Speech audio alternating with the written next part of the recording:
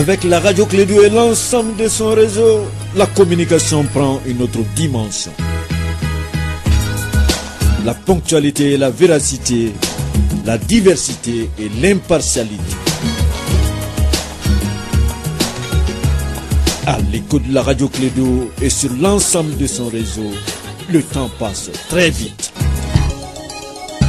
Le sport, les infos, la musique, l'actualité, le tout amusé et servi à chaud pour vous sur Radio Clé 2.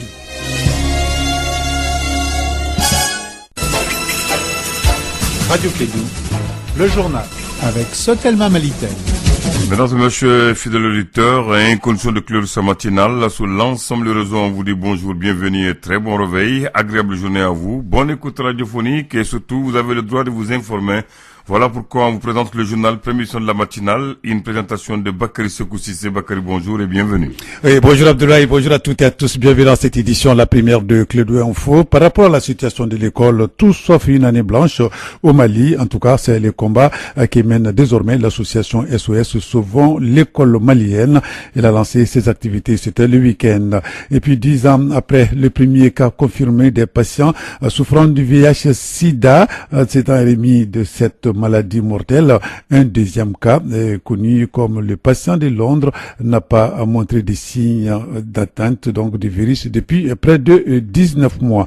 Et puis le dépôt des dossiers de candidature en Algérie d'Abdelaziz de Bouteflika, des manifestations d'étudiants ont de nouveau eu lieu hier dans différentes villes du pays. Les partis d'opposition se sont également exprimés. C'est le titre de ce journal. Le développement dans un instant avec Bakary Cissé.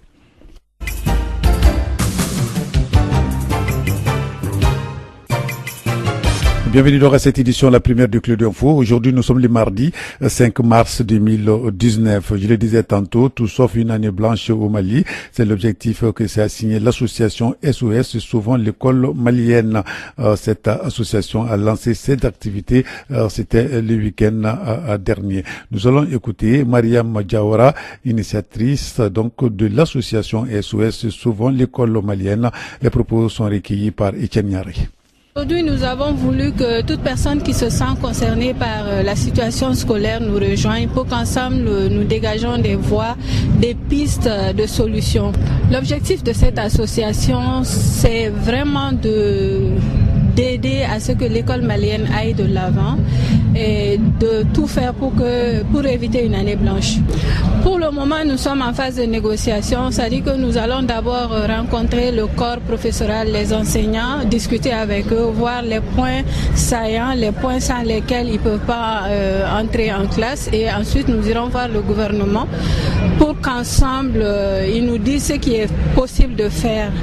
Voilà, en tout cas, une démarche noble. Nous allons rester toujours donc à l'école pour dire que les grèves des enseignants n'arrangent pas le système éducatif. L'État doit prendre des mesures nécessaires pour résoudre ce problème. Selon Mamadou Traoré, il est professeur en psychopédagogie et de planification et gestion de l'éducation à l'école normale supérieure de Bamako. Les propos sont recueillis par Emma Fifame.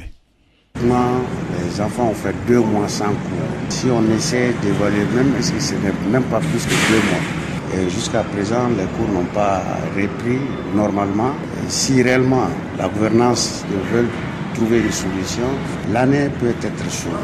Mais vraiment qu'ils fassent tout pour réagir par rapport aux préoccupations, aux doléances des enseignants. Là, on pourra sauver l'année. Et réellement, jusqu'à vers la deuxième semaine du mois de mars, si rien ne va, l'État doit prendre ses responsabilités pour fermer les écoles. Ils vont tout faire pour essayer de valider l'année, mais les enfants, qu'est-ce qu'ils vont apprendre? Les enfants n'ont rien appris, ce sera du gâchis à tous les niveaux, et cela va suivre dans la suite logique de la formation des enfants, de lacunes par rapport à cette année qu'ils n'ont pas pu valider. Donc réellement, s'ils ne peuvent pas faire face aux doléances, ils mettent les enfants en congé, l'année sera blanchie. Alors, donc là, les propos sont de Mamadou Traoré, il est professeur en psychopédagogie et de planification et gestion de l'éducation au niveau de l'école normale supérieure de Bamako, propos recueillis par Emma Fifame. Nous allons changer de sujet, prise de contact des membres du bureau des syndicats mix intercollectivité de Bamako. Dans cette prise de contact, s'est tenue hier lundi à la mairie du district de Bamako. La rencontre a permis de fixer la périodicité donc des réunions du bureau donc et d'autres décisions importantes inquiétante par rapport donc à l'avis donc du syndicat. Nous allons écouter Adama Sangaré, il est le maire du district de Bamako. Les propos sont recueillis par Etienne Niari. Après avoir mis en place le syndicat de l'intercollectivité, il fallait nécessairement un instrument de travail. Cet instrument de travail, c'est le secrétariat permanent qui a été mis en place. Donc il fallait que les membres se réunissent, 1, pour se connaître, 2, pour fixer la périodicité des réunions, pour voir l'effectivité des commissions. Il y a un certain nombre, un chronogramme qu'on devait mettre en place afin de prendre contact très rapidement avec l'État, par le biais de l'administration territoriale, avec les hauts conseils des collectivités territoriales, pour que nous puissions aller très rapidement avec l'élaboration du schéma directeur de Bamako qui est vétuste aujourd'hui. Vous savez aujourd'hui que nous avons constaté que Bamako intramuros peut faire rarement de grands projets par le fait que la ville, dans le cadre de l'aménagement, est pratiquement saturée. Donc dans ce cadre-là, tous les grands projets que nous voulons réaliser doivent nécessairement aller au-delà de Bamako. Le Mali étant divisé en plus de 700 collectivités, chaque acte que tu poses se pose dans une commune. Donc c'est dans ce cadre-là que nous avons essayé de voir les communes limitrophes de Bamako, faire en sorte que nous puissions ensemble constituer une grande association qui peut aller effectivement chercher des fonds auprès des bailleurs de fonds, qui peut aller vers les populations, qui peut sensibiliser, qui peut éduquer, qui peut informer afin d'adhérer au projet du Grand Bamako. Adama Sangaré, le maire du district de Bamako, propos recueillis par Etienne Niaré. Nous allons parler de santé à présent. Après la région de Sikasso, Kaye va bientôt bénéficier d'une distribution donc de masse d'un antibiotique appelé azithromycine. Et pour l'heure, donc, un atelier de partage d'expérience est en cours pour définir l'effaisabilité de cette distribution de masse. La cérémonie d'ouverture a eu lieu hier au matin au Centre international de conférences de Bamako en présence du ministre de la Santé, de l'Hygiène publique, le professeur Samba Ousmanso, que nous allons retrouver dans un instant, juste donc après la page internationale.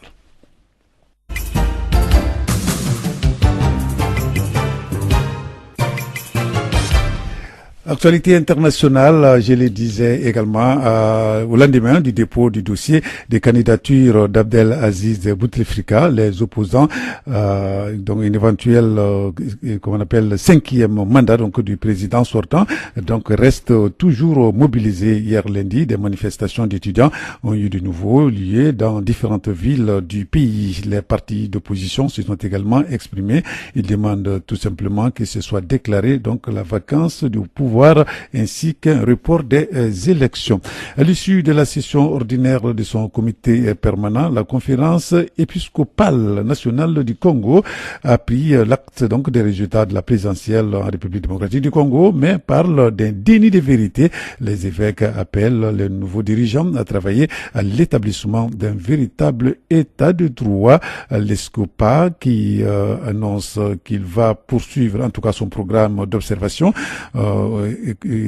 épiscopale, électorale je veux dire, et l'éducation civique soutient que certaines valeurs ne sont pas négociables. En Centrafrique, cette fois-ci, moins de 24 heures après la proclamation du gouvernement élargi par le nouveau Premier ministre, l'unité des façades se fissure. Des groupes armés sont montés au créneau déjà et dénoncent un gouvernement qui ne tient pas compte de l'accord de paix signé en Bangui. C'était le 6 février dernier. Et pour le moment, les groupes armés qui disent mener une action concertée et cherchent surtout à faire pression sur le gouvernement centrafricain et obtenir plus de postes.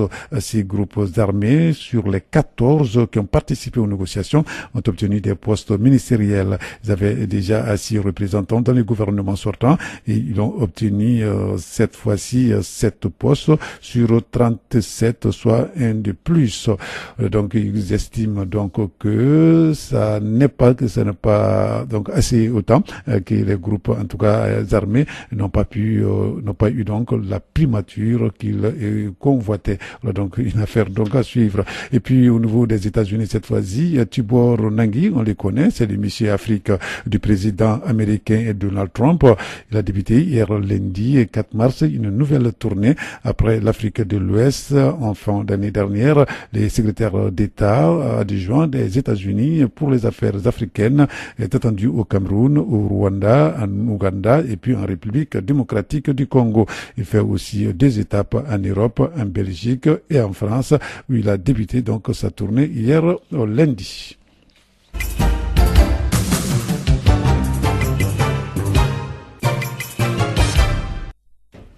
Voilà, je le disais tantôt, nous allons revenir donc au professeur Sambasso. Je le disais qu'après la région de Sikasso-Kay va bientôt bénéficier d'une distribution de masse d'un antibiotique appelé azithromycine. Et pour l'heure, un atelier de partage d'expérience est en cours pour définir les faisabilités de cette distribution de masse. La cérémonie d'ouverture a eu lieu hier au Centre international de conférences de Bamako en présence du ministre de la Santé et de l'Hygiène publique, professeur Samba Ousmane Sou, que nous écoutons au micro de Fanta Diakité.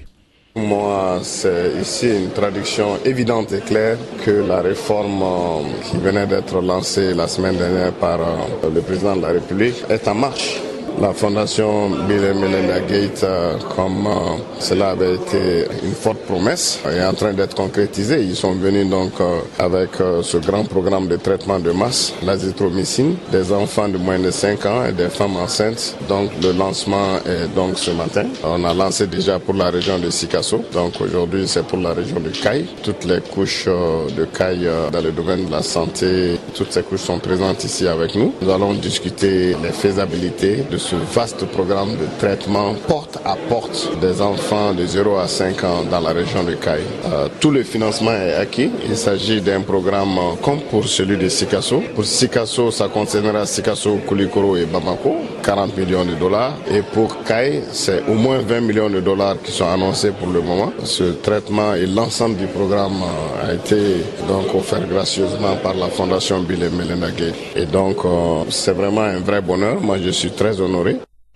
Donc là, nous allons retrouver tout à l'heure Fanta Diakité qui va consacrer aujourd'hui sa chronique donc sur donc ce produit. Il s'agit donc de l'azithromycine. Mais en attendant, retrouvons le Premier ministre à la clôture de l'atelier sur la réforme du système de la santé.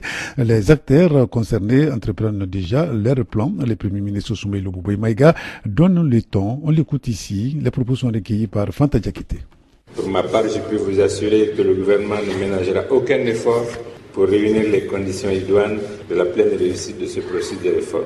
Le ministre de la Santé a l'autorisation de mettre dès les jours prochains un comité de suivi de la mise en œuvre des réformes. Dans le cadre des mesures annoncées par le président de la République relatives à la gratuité des soins, un mécanisme sera mis en place au sein du ministère de la Santé et de l'Hygiène publique pour assurer cette mise en œuvre progressive de ces gratuités à travers une feuille de route. Le gouvernement mobilisera tous les moyens nécessaires pour le démarrage effectif de ces mesures dans les meilleurs délais. C'est ainsi qu'au courant du deuxième trimestre, nous allons entreprendre le renforcement de tous les CCRF de Bamako, faire des hôpitaux de second niveau. Nous allons investir davantage dans les CESCOM, donc nous prendrons là aussi ici CESCOM pour renforcer leurs capacités. Toujours au deuxième trimestre, nous allons commencer les travaux pour les hôpitaux de Koutiala et de Koulikoro. Et la semaine prochaine, les travaux de rénovation et de réhabilitation des hôpitaux Gabriel Touré et Poingé vont commencer. Voilà, donc là, les propos du Premier ministre Soumaïla Bouboué-Maïga, propos recueillis par Fanta Diakité. Nous arrivons maintenant à la chronique santé de ce mardi, comme tous les mardis sur notre antenne.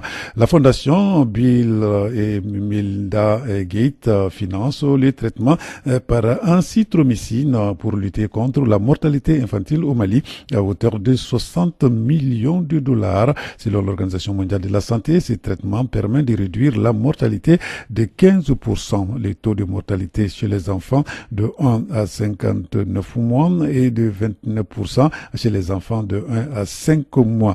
Et pour en savoir davantage sur comment notre pays compte utiliser, donc nous allons suivre la chronique de santé du jour réalisée par Fanta Diakité. L'azithromycine, en fait, c'est un antibiotique, c'est un macrolide qui a un large spectre, qui est assez puissant pour travailler sur les bactéries, les germes et les tuer. Il sera bientôt l'objet d'une distribution de masse dans la région de Kay. Dr Aïdara Fadima Cheikh du Centre de développement des vaccins CDV.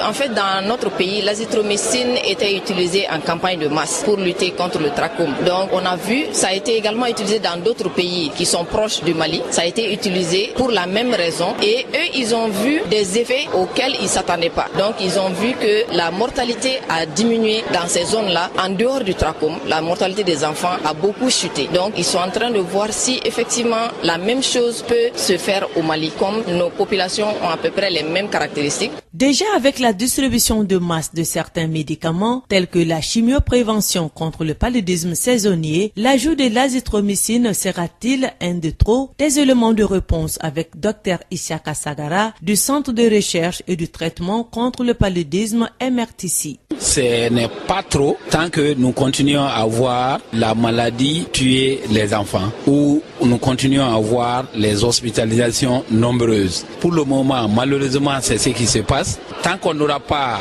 éliminé les maladies comme le paludisme et d'autres maladies aiguës, bactériennes, invasives, mortelles, nous n'allons pas dire que c'est trop. Et puisque nous ne sommes pas là, ce n'est pas trop. C'est d'ailleurs pourquoi nous avons scientifiquement cherché à comprendre. Comme vous venez de dire, c'est une très bonne question. Ajouter les médicaments de la CPS, à savoir la SP et la modiakine. Maintenant, un antibiotique maintenant, l'azithromycine. Nous voulons effectivement savoir est-ce que c'est pas trop. C'est-à-dire est-ce que c'est pas trop en termes de dire est-ce que ça ne va pas nuire les enfants. Comme vous avez vu, notre recherche a clairement montré que ce n'est pas nuisible, heureusement, pour leur santé en ajoutant ça. C'est la région de Sikasso au Mali qui a été la première zone d'intervention de ce programme de distribution de masse d'azithromycine. Cette stratégie consiste à administrer gratuitement ce médicament chez les femmes enceintes au moment de l'accouchement et aux bébés pendant ces vaccinations de routine. Ce qui concerne, par exemple, pour l'azithromycine qui doit être maintenant ajoutée, en tout cas par rapport à notre étude, nous avons suivi le schéma de la distribution de la chimioprévention du paludisme saisonnier. Vous savez que ce schéma aujourd'hui au Mali, c'est 4 passages par année et pendant les mois de haute transmission de paludisme. En ce qui nous concerne, c'était de août à novembre. Donc ça veut dire que chaque mois, nous donnons donc 3 jours de suite, tant bien le médicament de la CPS pour le palu que l'azithromycine, donc les 3 jours de suite chaque mois pendant 4 mois. C'est ce que nous avons fait. Mais ça ne veut pas dire forcément que c'est ce qui va être fait pour en tout cas l'ajout de l'azithromycine pour tout le pays. Il me semble que ce schéma est en train d'être défini. Toutefois, il n'est pas à négliger que les parents ont toujours des inquiétudes concernant les effets secondaires. C'est là, à chaque fois qu'il y a l'introduction d'un nouveau vaccin dans le PEV ou une distribution de masse des médicaments. Vous savez que le fait de voir qu'il y a beaucoup de choses, de médicaments qu'on donne ou de vaccins qu'on donne, ça peut donner l'impression aux parents que ça peut rendre malade l'enfant. Et donc, il faut faire quand même une communication. Maintenant, ceci dit, les vaccins ou même les médicaments qui sont utilisés pour prévenir ou traiter en campagne que nous donnons peuvent avoir quelques effets secondaires. Mais nous considérons ça ce que nous appelons les effets secondaires non graves. C'est des effets secondaires donc qui vont disparaître très souvent et ils n'arrivent pas à tout le monde. Ça arrive à un pourcentage limité d'enfants et quand ça arrive, c'est passager, c'est relativement bien toléré. L'introduction de ce nouveau traitement par azithromycine contre la mortalité infantile permet, selon l'OMS, de réduire de 15% le taux de mortalité chez les enfants de 1 à 59 mois et de 25% chez les enfants de 1 à 5 mois. Ce médicament a déjà montré ses preuves au Niger, au Malawi, au Kenya et en Éthiopie. Il est financé au Mali par la Fondation Bill et Melinda Gates à hauteur de 60 millions de dollars.